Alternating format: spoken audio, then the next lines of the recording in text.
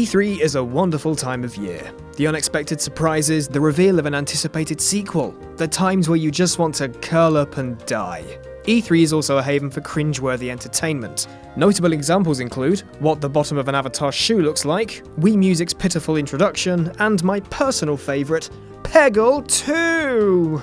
No press conference goes unscathed, and E3 2017 is no exception. I'm Rich from What Culture, and here are the 10 cringiest moments of E3 2017. Number 10. Just Dance 2018. Let's get the obvious one out of the way. Just Dance announcements at E3 are carbon copies of their predecessors. Upbeat music begins, dancers flood the stage, the song ends, the performers strike a pose, and the sound of no one caring floods the auditorium. Just Dance 2018 was no different. As much as everyone knew it was coming, you can't hold back an awkward expression as a handful of Broadway rejects take to the stage and seem to want the audience to get on their feet and join them. Ha! No. This year we got a beaten up dabbing panda. That's cool, right? Number 9. Jesse Wellens. I'm surprised I managed to sit through EA's conference this year. The audience themselves almost earned a spot on this list purely for being as enthusiastic as deep-fried dog vomit, but Jesse Wellens' inclusion into the conference took home the gold. Brought in to introduce Need for Speed Payback, Wellens starts his link with his back to the camera, too busy watching the preceding FIFA 18 reveal on the big screen. Once he turns around, his teleprompter fails, leaving him to awkwardly improvise, and failing in a wonderful fashion. Introducing yourself as a YouTube creator surely means you can somewhat string a sentence together off script. No? Okay.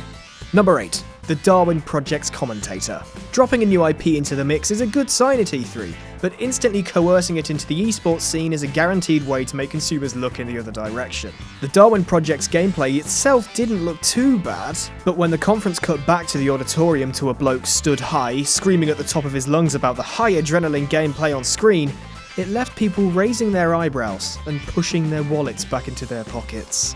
Number 7. Conker?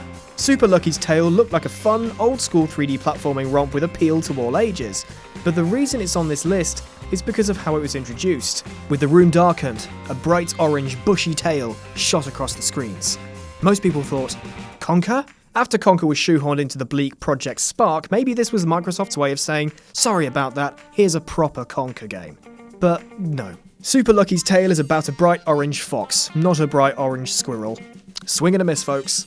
Number 6. The Sea of Thieves narrator. Rare's Sea of Thieves gameplay was met with both praise and criticism, but the thing receiving the sharpest end of the audience was their narrator. Some self-aware game development jokes landed, but most didn't. Having to reaffirm what you just said was a joke kills the joke dead, even if what was said was actually funny. Only 10 minutes of gameplay appeared to drag on throughout half the conference, and the novelty died a slow death. Next time you bring Sea of Thieves up, Rare, leave this guy at home. Number 5.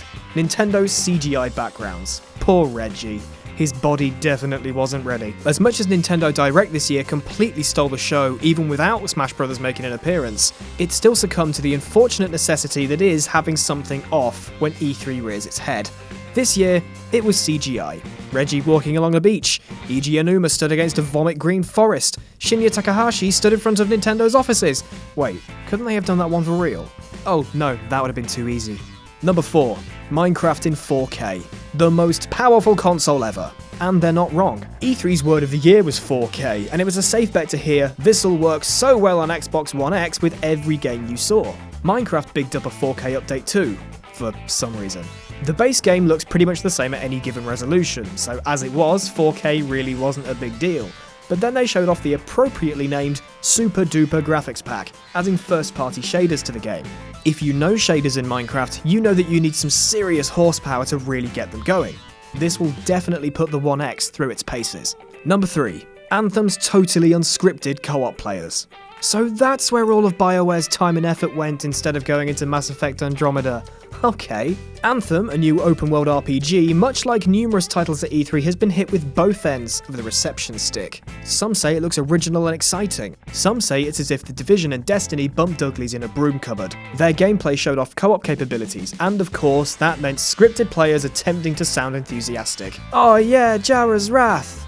Oh yeah, I'm gonna watch something else. Number 2. Final Fantasy XV's VR fishing spin-off. PSVR is actually really catching on. Sony's unwavering support of it has been truly magnificent. With Resident Evil 7 and Farpoint securing the platform as, well, not a gimmick, we were looking forward to see what Sony had up their sleeve. We knew Square Enix were doing something to tie VR into Final Fantasy 15, but we weren't expecting fishing. For all we know, it might actually be quite fun. But most looked upon it with utter bemusement. Let's hope this is just a spin-off and Final Fantasy fans are still getting something more serious in the VR department when 15 drops. And number 1, Bethesda. Bethesda's E3 conference this year was the one I was the most looking forward to. Hints of Wolfenstein 2, The Evil Within 2 and a supposed new IP were pushing the hypes to breaking point. When Bethesda Land opened its doors, we were hoping for one hell of a rollercoaster ride, but instead we got a brief introduction, one long video and an outro. 38 minutes and it was all over. Much like a night in with Jules, just 10 times over. VR support being pushed as full price re-releases, bigging up updates we already knew about to games that have already been released. After Sony's conference, 2 re-releases of a 6-year-old game, and of course, paid mods. Sure, we did get Evil Within 2 and Wolfenstein 2, but Bethesda's conference lacked any kind of passion, or Starfield.